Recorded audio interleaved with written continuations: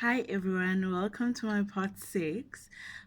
As promised, that part six will entail just my journey in moving on and how I tried to just deal with my past as well. So, as I said, that there are a few frogs that I kissed right after dating Deboho, and I won't mention any names. And all right, so as I said, on part five, that I dated this guy, really, really sweet guy. Really accepted me and my son, helped a lot with my son. And then I started working, and I started working at ETC. This I started in 2011 October. Guys, believe me when I say that God will physically move some of the forces that hinder your progress, and as soon as those forces are away, then He will start blessing you. And this is what happened to me when I broke up with Debo in February, and I managed to secure a permanent position and first job in October, same year in 2011. Um, I also had people asking, why didn't your dad take you to school? Why were you like sitting at home? And well, a topic for another day, but just a summary. My dad didn't take well to me not wanting to live with him after my mother's funeral. I won't say my reasons. And also got really, really upset when he found out that I got pregnant with my son, and he didn't speak to me for 4 years. So you can imagine. So he had disowned me, wanted nothing to do with me, and also just kept me away from my sisters. And yeah, so anyway, he was always on and off in my life when my mom was still alive. So there was nothing different really. It's just that how my mother raised me was that always love your dad, and she'd never badmouth my father. She would always say, you know what, uzazibonela mawukhula, and hey, ngikhulile ngiyazibonela. Anyway, moving right along. So I started work at ETC, and me and the guy that I dated after breaking up with Debucho were okay. I just got frustrated in a sense that he was really, so both of us were not working, and then when I got the job, but I got really frustrated in a sense that he was really comfortable with being unemployed, like he was really comfortable with being unemployed, and it got really frustrating for me. Yes, they might say, "Oh, yazi uzoba nomuntu ningasebenzi niphushe," and then after that, then masakasebenzisa yabona abantu abangcono. and then and then like I just broke it off because I was like so frustrated with everything. A couple of months after, I started dating a guy at work. Guys, can I tell you? Bad, bad idea. Never, ever, ever have a relationship at your workplace, because it will just ruin things for you. It was a lesson. I dated this guy. We dated for like a year and a half. And obviously, like any relationship, things were awesome right at the beginning. And yeah, we dated. And Mina, I'm a giver, guys. Like, if you know me, you know, if I love you, I love everything about you, and I will gift you, I will surprise you, I will do things for you because they're coming out of the goodness of my heart. And then you might come across people who will use that against you and use it as a weakness. And I think that is what happened in this relationship, in a sense that I gave a lot of myself, then I received back from the relationship. Um, then obviously the guy's friends, we all worked together, and they said that, um, this one really, the intention for him to actually even be in a relationship with me was because of finances. My sister was one of the big bosses of the department where I worked at. My sister, who I lived with in Phosphorus. Um, so it was like, yeah, an opportunist kind of vibe that the friend actually said it to be. And for me, like, I didn't believe it. But when I sit down and think about all the other events that really happened, anything involving money, then it comes across as being true, you know? But that wasn't the reason why I actually broke up with him. The reason why I broke up with him, like, was he would get really, really jealous if there's a guy who would ever speak to me or anything like that. And he would become so mean, in a sense that, really mean. Like, there are times where he said hurtful things about my son, that, yeah, he didn't want to be a stepfather. And guys, like, really, I never needed a father for my son. Like, it even took a while before I, like, introduced him to my son. Um, but yeah, whenever he would get mean, he would involve my son, which was really unfair. Um, there was this other time where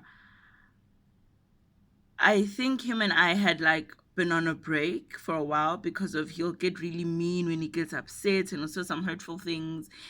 And he heard that there was this guy that I was entertaining. Facebook, obviously, I would post something, then there would be a guy, and we'll be like commenting back and forth. And I remember that day he wrote an email and he CC'd like 36 people on the floor. And he had resigned already this time. He had left ETOL. He had left ETC. And I remember he had CC'd about like 36 people on an email and bashing me, bashing my son, bashing my past, and saying, what kind of a woman am I, busy changing guys? What will my son think when he grows up? And I'm thinking, you don't even have a child of your own. Like, what do you know? And I remember he also bashed my body. He said a really, like, hurtful things about my breasts and my stretch marks. And after that, like, I was never okay with my body, like, never okay with my breasts. And hence I said to you that yes, it was the last of the physical abuse with Utebogo, but unfortunately, when it came to the emotional abuse, that wasn't the end, you know?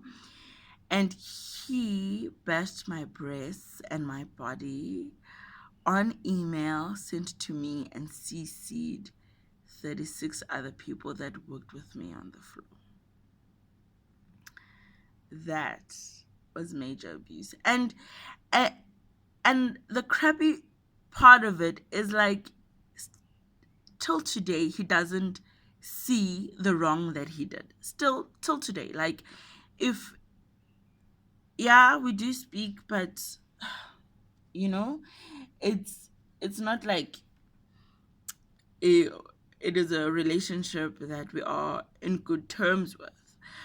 But like, still, even today, like, he doesn't see anything wrong with it.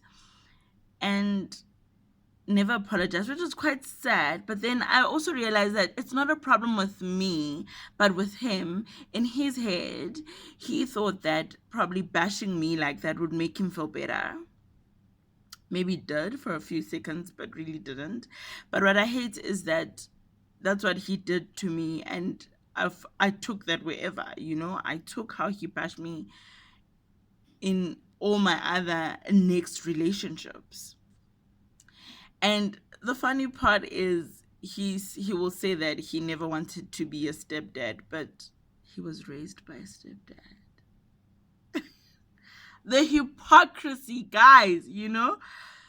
So if you come across people like that, really, babe, guy, it really isn't your fault. There really isn't anything wrong with you, but that person who is saying all the mean things about you. And it's okay. And yeah, we broke it off on and off ish, but it was really not the same anymore, especially after he swore at me with things that I can't like immediately change, like my breasts. And I kissed a whole lot of other frogs,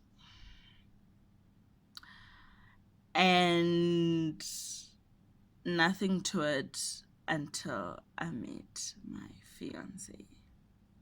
Guys, that man, that man, how we met was we met at a place where like I didn't expect to meet someone, and we headed off. It was like the 22nd of June, and we started dating on the 23rd, and it has been amazing. He has healed me in so many ways, healed my heart, made me love my body, the same body that another gentleman had bashed, made me love my body, and just loved me, loved my son, accepted me for who I am, and just willing to raise a child who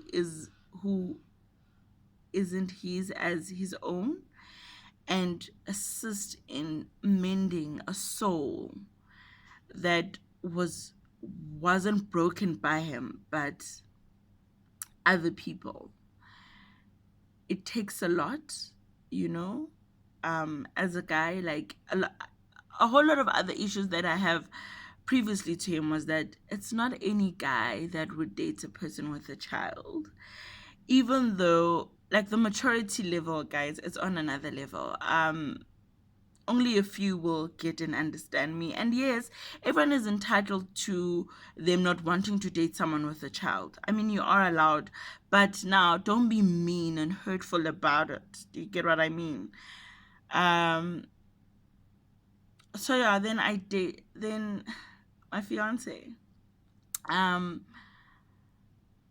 this one doesn't deserve to be labeled or be spoken about under a same episode or part like the rest. He deserves his own. And I'm going to introduce him as well to the page. All guys will get to meet him. He is an awesome individual. Um, Not perfect, obviously. We've heard our trials and tribulations and our tests, but obviously we've gone through that. We're still going through it. So, just for today, guys, this is where I end. Part 7 will be all about my fiance, how we met, how the relationship actually transpired, and yeah, the future with him. And I've got a few surprises for you guys as well in terms of the next recordings that will be coming through. Thank you so much for everyone who has subscribed, who has shared. Guys, I appreciate the love. Guys, I appreciate the feedback. I appreciate the questions. And very soon I'm also going to have a Q&A just after my part 7, where I actually speak about Katleho, my fiance. Thank you so much, guys. I appreciate you and appreciate every single thing that you've done.